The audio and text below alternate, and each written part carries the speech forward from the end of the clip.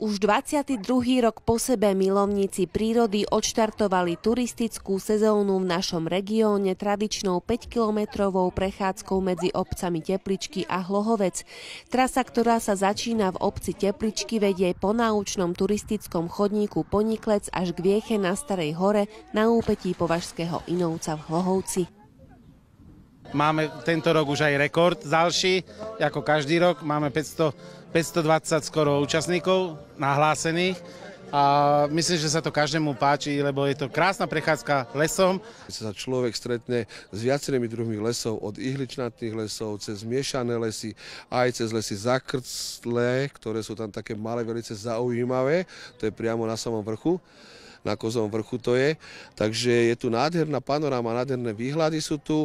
Z tej druhej strany, kto to pozná, tak vidí krásne až na Martinské hole je výhľad. A už sa z toho nestáva len také, že malé turistické podujatie, ale už taká polomasovka.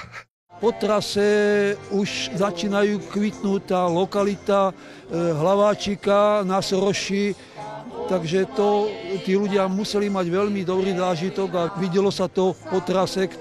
Išiel som na konci a zistil som vlastne, že tí ľudia po celej trase sa veľmi príjemne bavili a mali z toho veľmi pekný zážitok. Počas turistickej prechádzky sa rodiny s deťmi stretli aj s ovečkami, koníkmi či psíkmi turistami a rovnako aj dobrým jedlom a pitím, ktoré si spoločne dávali na občerstvovacích pauzách. Na konci už vytrvalcov čakalo finálne občerstvenie vo Vieche v podobe teplej polievky a vína. No vynikajúce. My sme tu už x-krát, takže ako z dôchodci, takže výborné. No veľa ľudí bolo.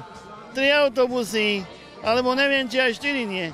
Krásne počasie, úplná idyla. Nohy boli, ale zvládli ste to. áno. Videli sme ovečky. Lepšie ako minulý rok. Už sme odrastli trochu, tak už išli sami. Mali ste aj spoločníka? Áno, mali sme 2 dokonca. A teraz sa už rozcvičení výletníci môžu začať chystať na ďalšie jarné podujatie podobného charakteru na pochod HP Hlohovec Piešťany 19.